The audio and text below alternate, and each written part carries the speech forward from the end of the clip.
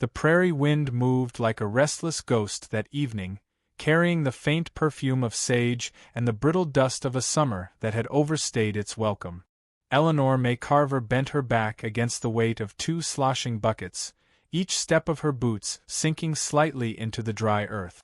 Her children trailed behind her, their voices faint as sparrows at dusk. 10-year-old Tommy, tall for his age, kept a stick in hand as though warding off invisible dangers, while Annie, just 7, hummed a tuneless song to keep her courage alive in the wide silence. Their cabin waited at the crest of the rise, its timber walls weathered gray, its chimney breathing only the faintest trickle of smoke.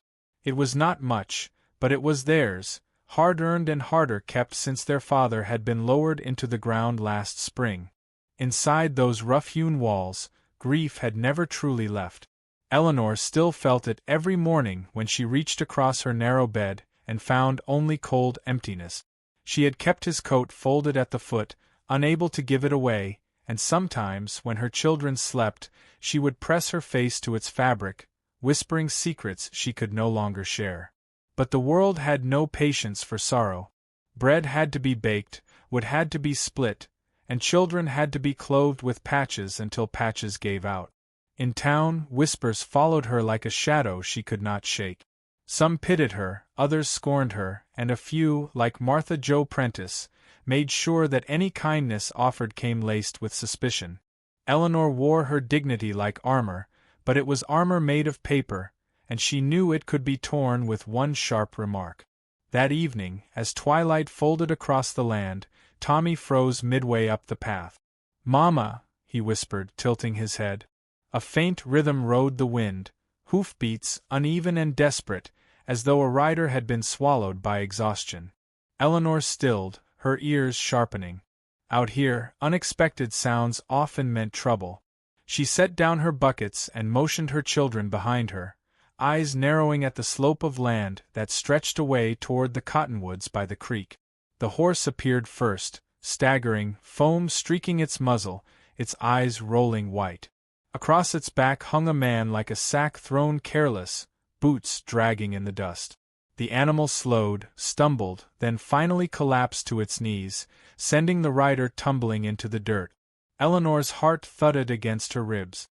The man lay twisted, his face obscured by mud and shadow, his chest rising in shallow jerks.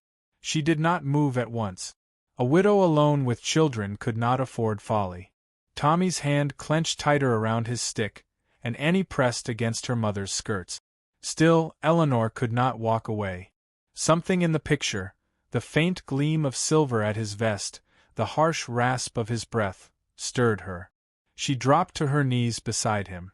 Blood streaked his temple, his shirt clung damply to his chest, and the skin of his lips cracked with thirst. His clothing was not that of a common drifter.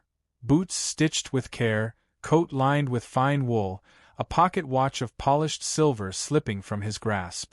Whoever he was, he had come from wealth, though wealth had not spared him this ruin. "Help me, Mama," Annie whispered. Tommy's voice cut in sharp. "We don't know him. Could be dangerous." Eleanor pressed her palm to the stranger's brow, feeling the fever radiate. Dangerous or not, he was dying. The prairie would finish what man or accident had begun, and she could not stomach leaving a body to rot within sight of her home. "Take his feet," she told Tommy. "We'll get him inside." The boy hesitated, jaw clenched, but in the end he obeyed. Together they hauled the limp figure toward the cabin, Eleanor's muscles straining, her breath tearing through her chest. They laid him on the narrow bed her husband had once occupied. For a moment Eleanor's vision blurred with old grief, but she blinked it back and set her hands to work. She stripped away the bloodied coat, sponged his face with cool water, and bound the gash at his temple with torn linen. As the fire grew, shadows danced across the stranger's features. He was perhaps in his late 30s, weathered yet handsome, his jaw square beneath a layer of dust and blood. When his eyes fluttered open briefly, she glimpsed a flicker of green shot through with pain. No words formed on his lips, only a groan, low and raw. She shushed him softly, laying a hand against his chest to still his feeble attempt to rise. The children watched with wide eyes. Annie sat cross-legged near the hearth, whispering prayers under her breath, while Tommy kept glancing toward the door as though expecting danger to burst through it. "Mama," he muttered, "the town already talks about us. What will they say when they find out we brought a strange man in?" Eleanor paused, her rag heavy with blood. Shame rose hot in her cheeks, for she knew he was right. Martha Jo would have the story spread by dawn. A widow who lured men into her home, a woman too lonely to keep her bed cold. Reputation was a fragile coin, and hers was already worn thin. But then the man coughed, his chest rattling, and Eleanor saw, beneath the dirt and ruin, the fragility of a human life that balanced on a knife's edge. She remembered her husband's last breath, the helplessness of watching it slip away, and something inside her rebelled against standing idle once more. "Let them talk," she said quietly. "This man will not die on my floor." Night deepened. The wind clawed at the shutters, and coyotes yipped in the distance. Eleanor kept vigil by the bed, sponging sweat from his brow, listening to the fragile rhythm of his breathing. The children curled together on a pallet near the fire, their small bodies warm against each other, their innocence untouched by the cruel judgments of adults. Eleanor felt her own weariness press down, but she forced her eyes to remain open. At one point the man stirred, lips parting. A single word escaped, hoarse and nearly lost. "Colton." Whether it was his name or another's, she could not know, but she tucked it away, a fragment of identity in the sea of mystery. Hours stretched thin. The fire dwindled low, casting the room in trembling light. Eleanor folded her hands in her lap and whispered a prayer she had nearly forgotten how to form. She asked for strength, for protection, for the courage to endure whatever consequences might follow this act of mercy. Her gaze drifted to the children, to the stranger, to the fragile circle of warmth they had built against the vast indifference of the prairie. Tomorrow would bring questions, perhaps condemnation, perhaps worse. Yet tonight, in the smallness of their cabin, she had chosen compassion over fear. As the first gray light of dawn crept through the cracks in the shutters, Eleanor exhaled slowly. The man's breathing remained shallow but steady, and that was enough to keep hope alive. She tightened the blanket around his shoulders, then rested her weary back against the wall. The world outside could judge her as it wished. For now, she had saved a life. And though her heart trembled with dread for what was to come, some quiet part of her dared to believe that this single choice might alter the course of all their lives. The morning sun spilled across the prairie like molten gold, but inside Eleanor's cabin the air was heavy with unease. Colton stirred upon the bed, eyes fluttering open against the light that seeped through the shutters. For the first time, Eleanor saw clarity rather than fever in his gaze.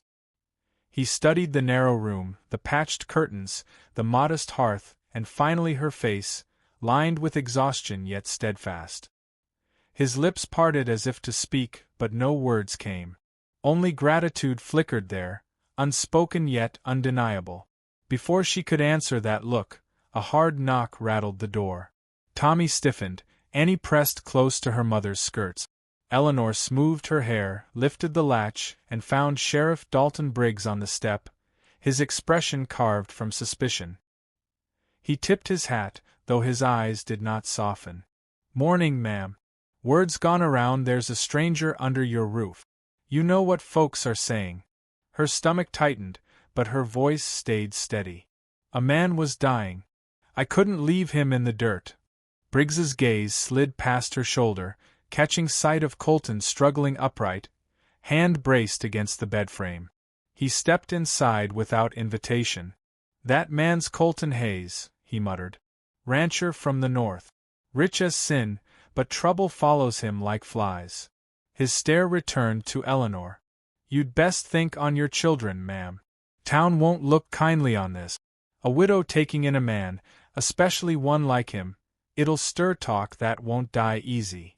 Shame pricked her skin like nettles, but Colton's hoarse voice broke the silence. "She saved my life. You think I'd dishonor that?" His green eyes locked on the sheriff's, fierce despite weakness. Briggs grunted, unwilling to argue with a man half risen from death, but his warning clung in the air after he left. 4 hours afterward Eleanor felt the weight of unseen eyes. Every crackle of the fire, every creak of timber carried judgment. Yet, as she returned to her tasks, she found Colton watching her with a gaze that softened rather than pierced. When Annie offered him water, his hand trembled as he lifted the cup, and Eleanor steadied it with her own. Their fingers brushed, fleeting but charged. Something passed between them, as gentle as the prairie wind after a storm. Days stretched on, marked by small acts that carved a bond none had sought but all began to feel. Colton insisted on rising despite his wound, hobbling to the doorway to breathe morning air. He praised Tommy's sharp eye when the boy spotted a hawk circling above the fields, and listened intently when Annie recited rhymes. Eleanor caught herself smiling more often than she meant to, though her heart scolded her. Attachment was dangerous. Yet watching Colton mend a broken chair with patient hands, she saw not a wealthy rancher but a man humbled, stripped of pretense, meeting her world where it was instead of looking down from his own. One evening, while the children dozed by the fire, Colton spoke low and raw. "I built an empire of cattle and land, thinking it would fill the hollow inside me. But greed breeds vultures. Men I trusted turned against me. They left me to die in that storm. If not for you, I'd be bones by now." His confession hung heavy. Eleanor studied him, the shadows deepening the lines of his face. "And wealth," she said quietly, "cannot keep you warm at night." His gaze lingered, unreadable. "No. But kindness can." Her breath caught, yet she turned away, stirring the fire to hide the tumult in her chest. She had not sought gratitude or his heart. She had chosen mercy, though it might cost her everything. As the week turned, the outside world pressed harder. Martha Jo's tongue spread rumors like wildfire, that Eleanor had invited a man into her bed, that her children would grow up branded by shame. The whispers reached her ears when she ventured into town for flour, the stairs colder than the wind. Returning home, her dignity crumbled. She collapsed by the hearth, burying her face in her hands. Tommy, fierce and protective, muttered, "They don't know you, Mama. They don't know what you done." Annie wrapped her arms around her waist, whispering, "We know." It was Colton who lifted her chin with a strength both gentle and commanding. "Their judgment means nothing. You've more honor in your little finger than they've in all their wagging tongues." His voice carried not pity but fierce respect. Something inside Eleanor straightened, like a spine long bowed finally standing tall. But trouble brewed darker than gossip. One moonless night, hoofbeats thundered toward the cabin. Eleanor rushed to the window, heart hammering. Figures rode hard across the field, lanterns swaying, voices sharp with threat. Sheriff Briggs had warned her. Men wanted Colton gone, whether to claim his wealth or settle old scores. Colton pushed himself to his feet, still unsteady but resolute. "I won't let them harm you," he rasped. Eleanor gripped his arm. "You can't fight them." He looked at her, eyes burning with something more than defiance. "You gave me back my life. Now I'll give you mine if I must." The riders pulled up before the cabin, shadows looming against the lantern glow. One shouted, "Send him out, widow, or we'll burn you out with him." Eleanor trembled, torn between fear and fury. But before she could speak, Colton stepped through the door, swaying but unbroken, lamplight catching the silver watch at his chest. "This woman saved me," he called, voice steady as steel. "And I'll not let cowards harm her. You want me? Then face me in the open. But know this, I will not forget the hand that nursed me, and I'll spend every breath I've left protecting it." Silence stretched long, the riders shifting uneasily. Something in his stance, in the quiet conviction of a man who had stared death and risen again, unsettled them. One by one, they turned their horses, the threat dissolving into the night. When the last echo of hooves faded, Eleanor stood in the doorway, tears cutting down her cheeks. Colton swayed, and she caught him against her, his weight heavy but alive. For a moment the world shrank to the warmth of his body, the thunder of her heart, the unspoken truth that their lives had twined together in ways no gossip could undo. In the days that followed, change rippled quietly. The Carver children laughed louder, their steps lighter as if sensing the shift. Colton, still healing, began to speak of plans, debts he owed not in coin but in loyalty. He talked of a ranch too large for one man's hands, of land that could shelter more than cattle, of a home where laughter and labor could coexist. Eleanor listened, cautious yet stirred. She had lived so long in shadow that hope felt foreign on her skin. Yet when she saw her children racing through the tall grass beside Colton's horse, joy radiant beneath the wide sky, she let herself breathe differently. One evening, as the prairie stretched endless and golden, Eleanor whispered, "Perhaps mercy is the seed from which all new life grows." She turned her gaze skyward, speaking not just to heaven but to the unseen listener beyond the tale. If ever you doubt the worth of a quiet kindness, remember this: even the smallest act of compassion can overturn the fiercest tide of despair. It can build a home where there was none, and it can change lives forever. The wind carried her words across the plains, into silence, into eternity.